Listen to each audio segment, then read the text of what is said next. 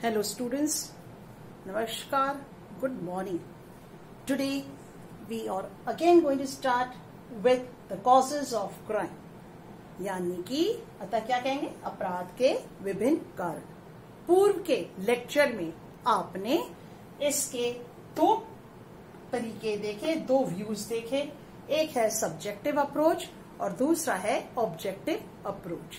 Subjective approach में यहाँ पर पर्सनल ट्रेट से संबंधित है और इसके तीन कारण हेरिडिटी एंड क्राइम, आपराधिकता एवं अपराध, मेंटल डिसऑर्डर एंड क्राइम, मानसिक विकृति एवं अपराध, इंटेलिजेंस टेस्टिंग एंड क्राइम, बुद्धि और अपराध, आईक्यू से ये संबंधित थे.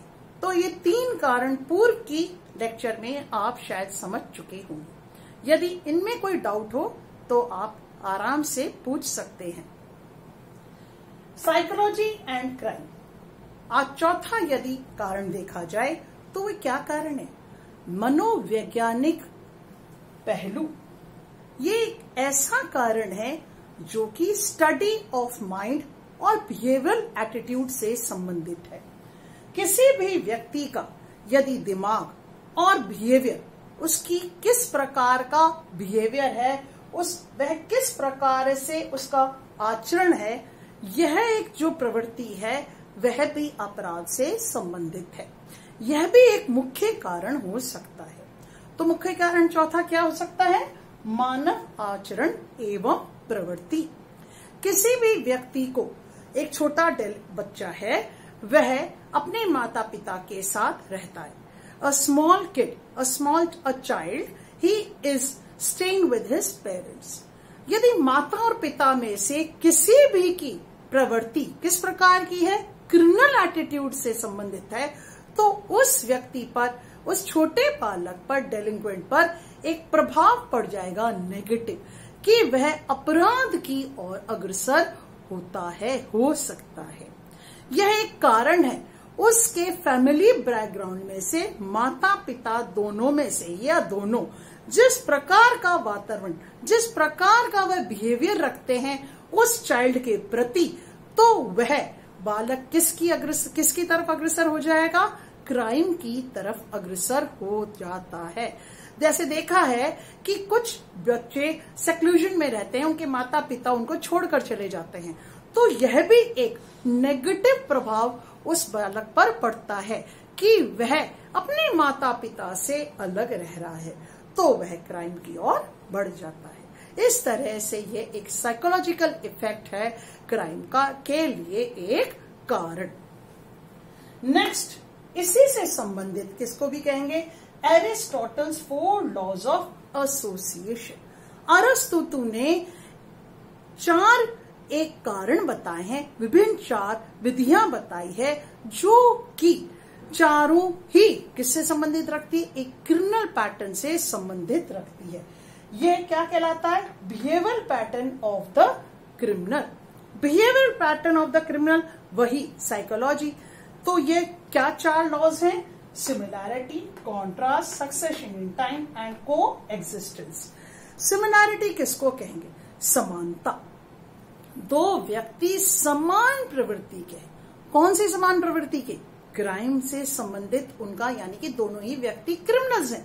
तो दोनों ही व्यक्ति क्रिमिनल्स हैं, समान उनका बिहेवियर है, तो एक वह बड़ा ग्रुप बना लेंगे. If both the persons are criminals, then they form together a big group, a large group, which is for the society. It becomes, यानी कि वह एक समाज के लिए नकारात्मक कार्य हो जाता है. तो सोसाइटी में जब एक नेगेटिव अप्रोच हो जाएगी, इसलिए यदि आज की दृष्टि में देखा जाए तो रिफॉर्मेटिव थ्योरी क्या कहती है कि यदि किसी बालक ने सर्वप्रथम यदि कोई कार्य किया है, किसी भी तरह का कोई क्राइम किया है, तो उसे अलग रखा जाता है. उसे बड़े क्रिमिनल्स के साथ कठोर जो कारावास जो व्याप्त कर रहे हैं, जो कठोर कारावास में है, इम्प्रिजनमेंट है, लाइफ इम्प्रिजनमेंट, मर्डर की उसमें है, तो वह उस बालक को उसके साथ रखा कभी नहीं जाता है। ऐसा क्यों? ताकि उसकी प्रवृत्ति उनके साथ नहीं हो, बिहेवियर पैटर्न भी तो हो जाता है ना। इसीलिए कहा जाता है यदि दो बड़े क्रिमिनल्स साथ में जुड़ते हैं तो वह भी एक बड़ा कारण बन जाता है, क्योंकि वह बड़ा ग्रुप बना लेते हैं। किसके लिए? वह क्राइम को और बढ़ावा देते हैं। नेक्स्ट है कॉन्ट्रास्ट, विषमता। यदि इसको देखा जाए तो ये उल्टा हो गया कि एक नॉन क्रिमिनल एक क्रिमिनल के साथ कभी कभी उन दोनों के बीच में जब वह भिड़ जाते हैं तो भी क्या होता है, यह भी एक कारण बन जाता है क्राइम का, क्योंकि वह नॉन क्रिमिनल अपनी बात के हिसाब से है और जो क्रिमिनल है वह चाहता है कि वह भी क्राइम करता है, उसकी प्रवृत्ति बदलती नहीं है। तो जब कॉन्ट्रास्ट दो कॉन्ट्रास्ट बिहेवियर्स के भी मिलते हैं तब भी वह क्राइम का कारण हो जाता है। तीसरा है सक्सेशन इन टाइम, समय का अनुकरण। जेनरेशन टू जेनरेशन, पीढ़ी दर पीढ़ी एक अनब्रोकन लिंक है। जो एक ग्रुप्स हैं वह unbroken link, generation to generation crime की प्रवृत्ति, क्रिमिनल्स ही रहते हैं। चाहे समय बदल जाए, चाहे कुछ भी कैसा भी टाइम आ जाए, लेकिन उनकी जो वैल्यूज हैं वह basic values they remain unchanged, यानी कि उनका जो तरीका है, उनकी जो प्रवृत्ति है वह कभी चेंज नहीं होती।